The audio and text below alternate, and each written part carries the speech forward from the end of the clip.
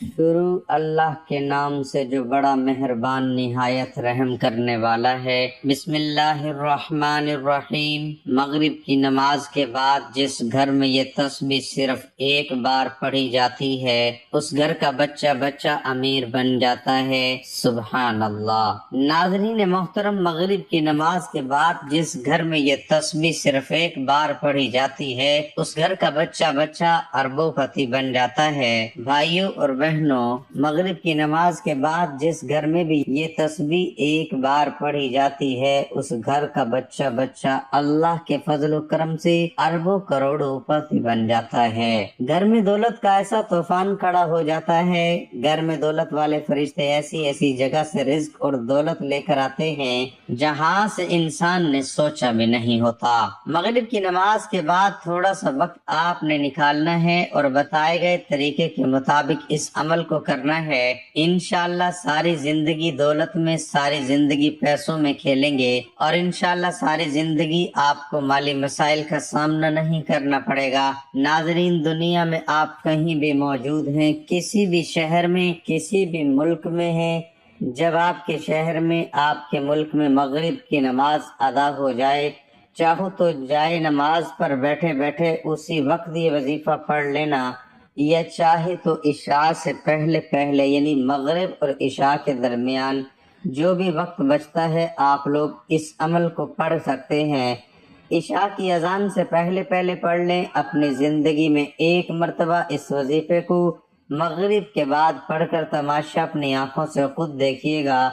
دولت، رزق، پیسہ آپ کو ایسے ڈھونڈے گا جیسے کوئی پیاسا پانی کو ڈھونڈتا ہے۔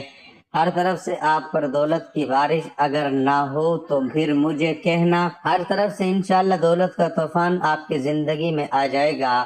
جو لوگ کہتے ہیں کہ میری تو قسمت خراب ہے، میرے نصیب خراب ہیں، میں بد نصیب ہوں، کبھی ترقی نہیں کر سکتا، کبھی امیر نہیں ہو سکتا، کبھی اپنے مسائل سے نہیں نکل سکتا، تو آج ان سب کو یہ عمل کرتے ہی یقین آ جائے گا کہ وظائف اگر ٹھیک طریقے سے کیے جائیں تو وہ کتنا اثر کرتے ہیں۔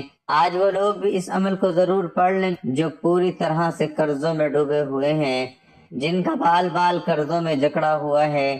قرضداروں نے آخری موقع دیا ہے، ہمیں ہمارے پیسے چاہیے، ہم کچھ نہیں چاہتے، ہم کچھ نہیں جانتے۔ قرضوں سے فوری طور پر چھٹکارا حاصل کرنے والا دنیا کا ناظرین یہ وہ سچا عمل آپ کو بتانے جا رہا ہوں، آپ کو بتانے لگا ہوں۔ قرضوں سے جان چھڑوانے والا دنیا کا وہ طاقتور عمل آج آپ کو دینے لگا ہوں۔ بس اللہ کی ذات پر بھروسہ کرتے ہوئے آپ نے اس عمل کو بتائے گئے طریقے کے مطابق پڑھنا ہے۔ انشاءاللہ ساری زندگی جھولیاں اٹھا اٹھا کر مجھے دعائیں دیں گے۔ وہ جو ساری زندگی نہ مل سکا انشاءاللہ اس ایک عمل کو پڑھتے ہی ملے گا۔ ساری زندگی کی پریشانیاں اس ایک عمل کے پڑھتے ہی دور ہو جائیں گی، تو اس سے بڑھ کر اور کیا چاہیے۔ ناظرین، جو لوگ کہتے ہیں کہ ہم وظائف پڑھتے ہیں، بہت سے اعمال کرتے ہیں لیکن ہمیں کوئی فائدہ نہیں ہوتا، تو میں ان کو بھی بتا دوں کہ آج یہ چھوٹا سا وظیفہ میرے بتائے ہوئے طریقے کے مطابق کر کے دیکھنا، انشاءاللہ قسمت کے بند تالوں کو کھول دینے والا یہ عمل ہے۔ تقدیر کے بند دروازے اگر ایک دن کے اندر نہ کھل جائیں تو پھر مجھے کہنا۔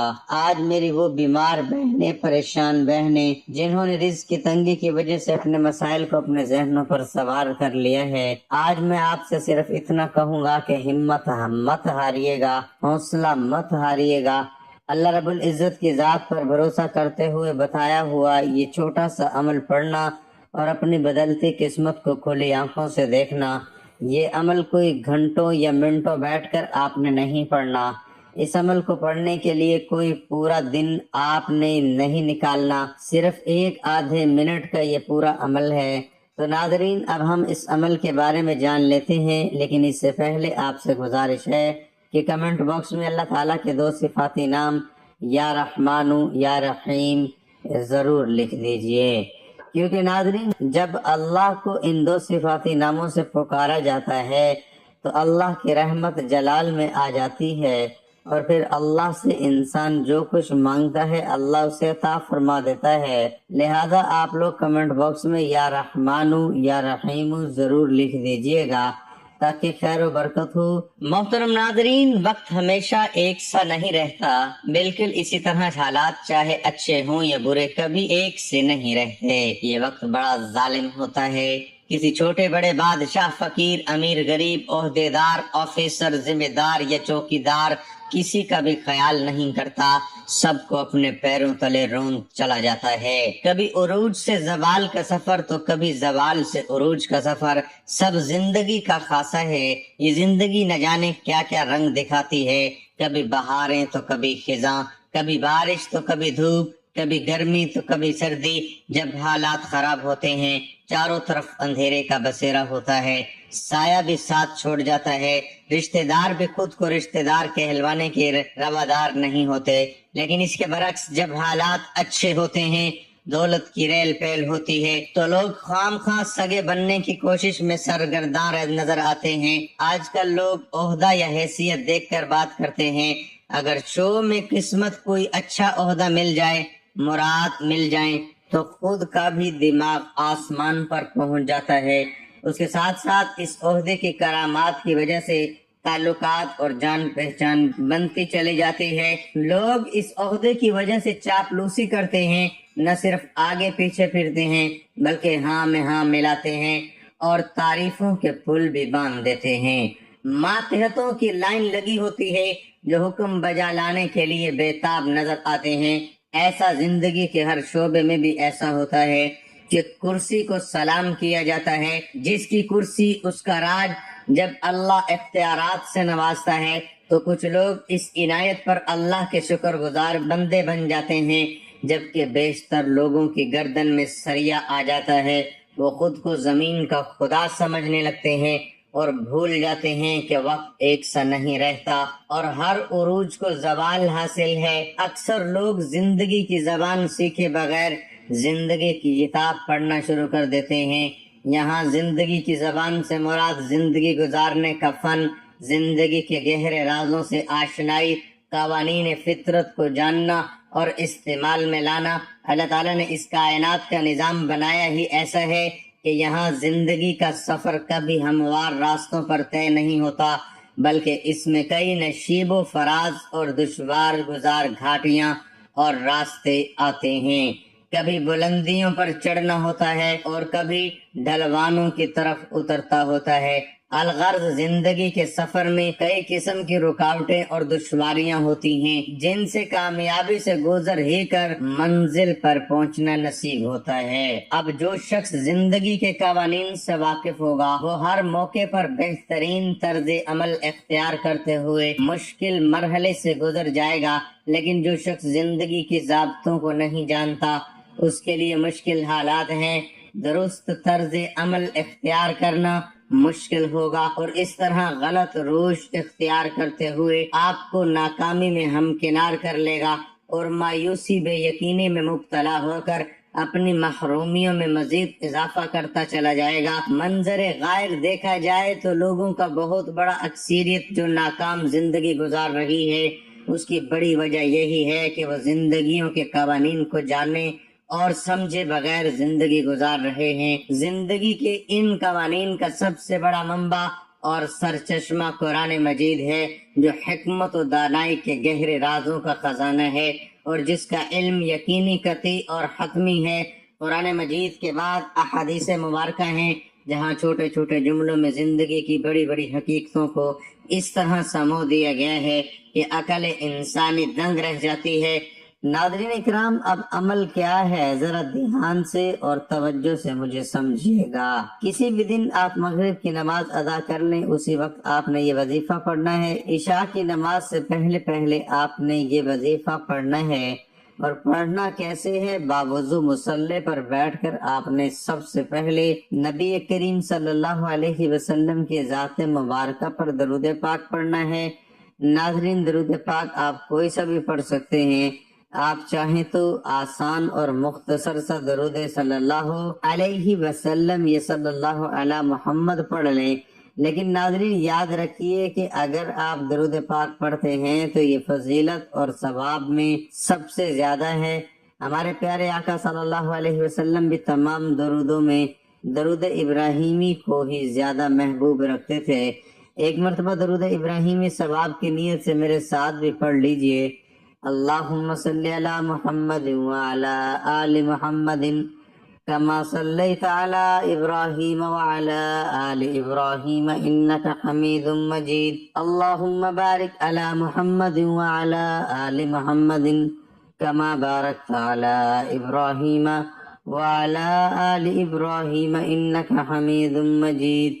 ناظرین، ایک بار درود پاک پڑھتے ہی فوری طور پر آپ نے اپنے مقصد کی نیت کرنی ہے۔ آپ کرائے کے مکان میں رہتے ہیں اور اپنا ذاتی مکان خریدنا چاہتے ہیں تو اس کی نیت کر لیں۔ آپ اپنے بچوں کی شادی کہیں اچھی جگہ کرنا چاہیں تو اس کی نیت کر لیں۔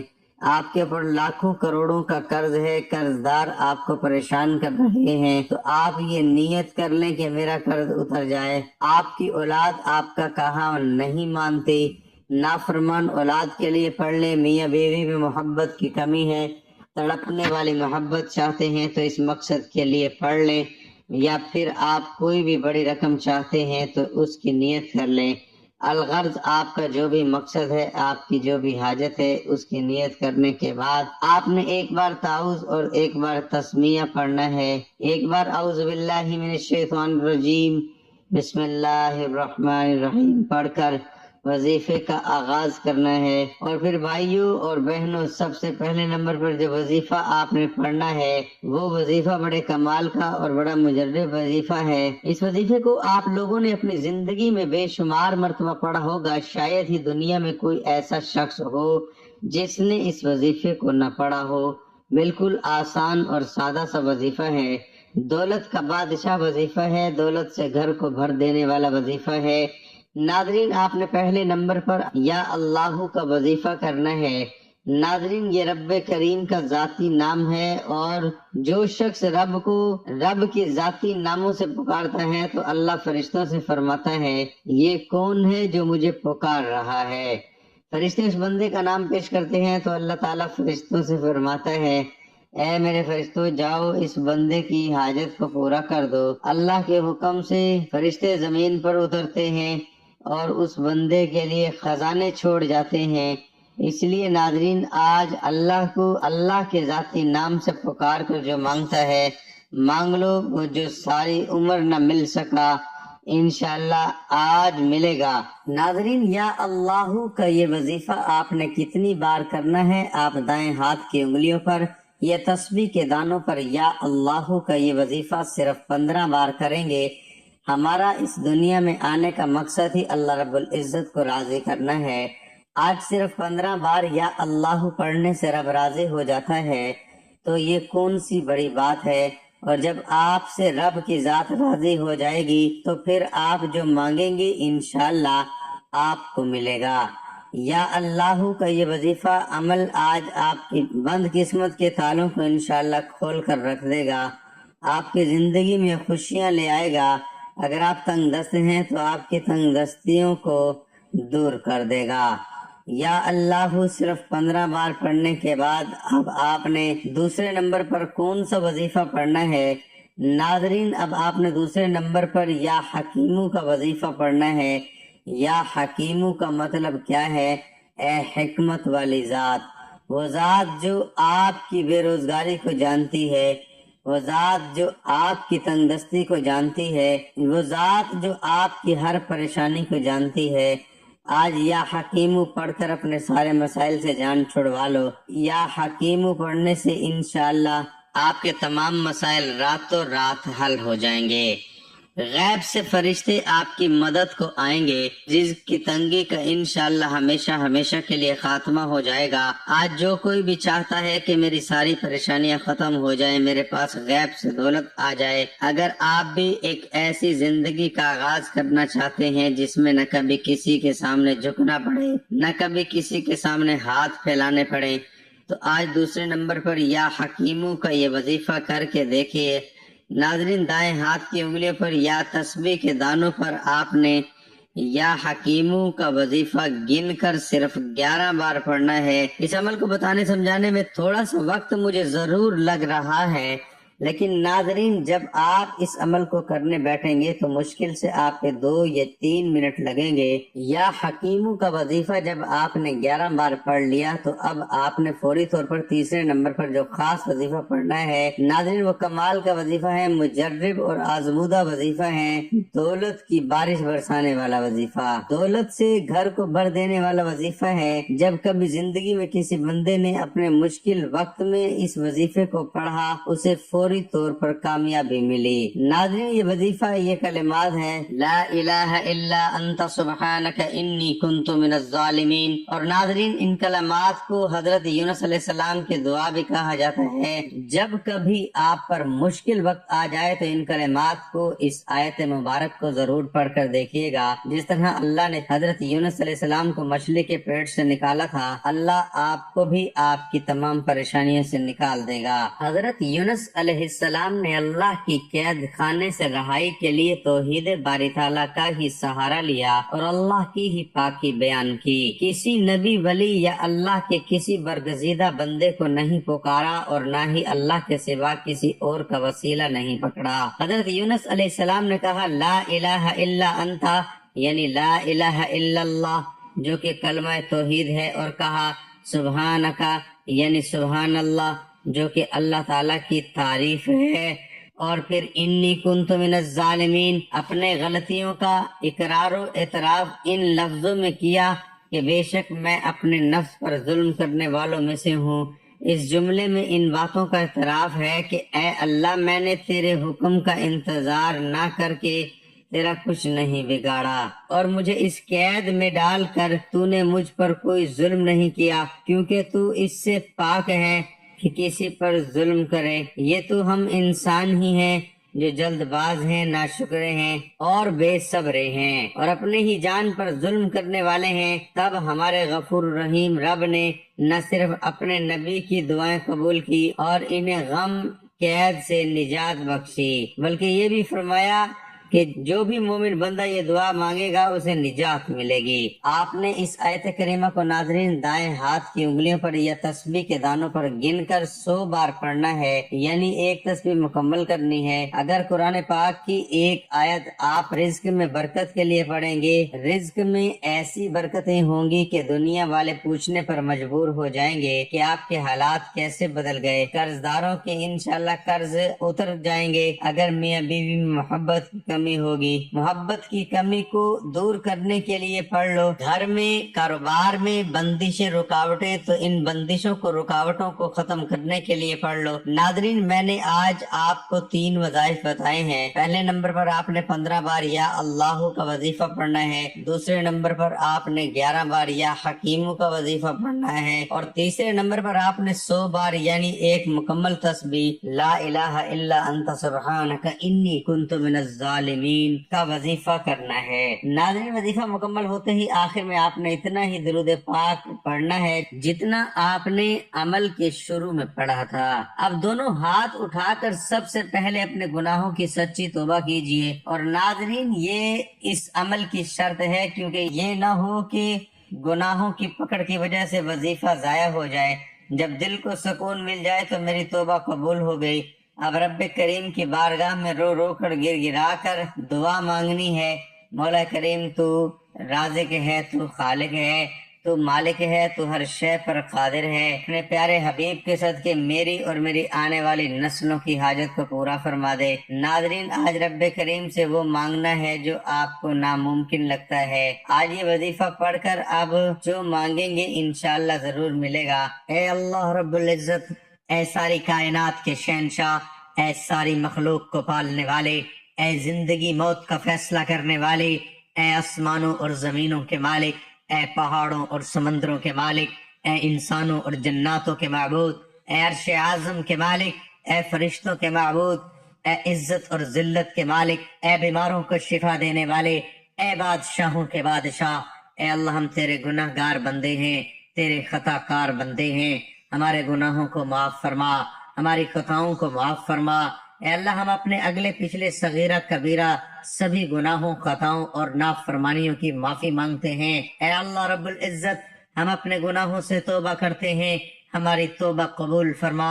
اے اللہ ہم گناہ گار ہیں، سیاہ کار ہیں، بدکار ہیں، تیرے احکام کے نافرمان ہیں، ناشکرے ہیں، لیکن میرے معبود تیرے نام لیوا بندے ہیں، تیری توحید کی گواہی دیتے ہیں، تیرے سوا کوئی عبادت کے لائق نہیں ہے، تیرے سوا کوئی بندگی کے لائق نہیں ہے، تیرے سوا کوئی تعریف کے لائق نہیں ہے۔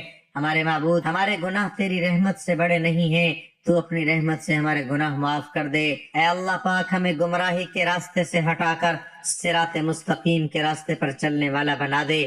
اے اللہ ایسی نمازیں پڑھنے کی توفیق عطا کر جس نماز سے تو راضی ہو جائے، زندگی میں ایسے نیک اعمال کرنے کی توفیق عطا کر جن اعمالوں سے تو راضی ہو جائے، ہمیں ایسی زندگی گزارنے کی توفیق عطا کر جس زندگی سے تو راضی ہو جائے، ایمان پہ زندہ رکھ اور ایمان پہ ہی موت عطا کر۔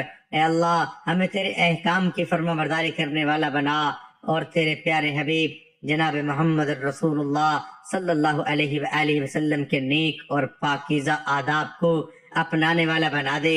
اے اللہ ہماری پریشانیوں کو دور کر دے۔ اے اللہ جو بیمار ہیں انہیں شفا کاملہ عطا فرما۔ اے اللہ جو بے اولاد ہیں انہیں اپنے خزانوں میں سے نیک اور صالح اولاد عطا فرما۔ اے اللہ جن کے جو کام رکے ہوئے ہیں وہ پورے کر دے۔ اے اللہ بچھڑے ہوئوں کو ملا دے۔ اے اللہ شادی شدہ جوڑوں میں محبت اور خلوص پیدا کر دے اور ان کی زندگیوں میں برکت ڈال دے۔ اے اللہ تمام لڑکے اور لڑکیوں کے نصیب اچھے کر دے۔ اے اللہ جو قرض کے بوجھ تلے دبے ہوئے ہیں ان کا قرض جلد سے جلد ادا کروا دے۔ اے رب العزت شیطان سے ہماری حفاظت فرما۔ اے اللہ حلال رزق کمانے کی توفیق عطا فرما۔ ناظرین آپ لوگ بھی کمنٹ باکس میں ایک بار خلوص دل خلوص نیت کے ساتھ آمین ضرور لکھ دیجئے، کیا پتہ کسی کی آمین سے کس کی تقدیر بدل جائے۔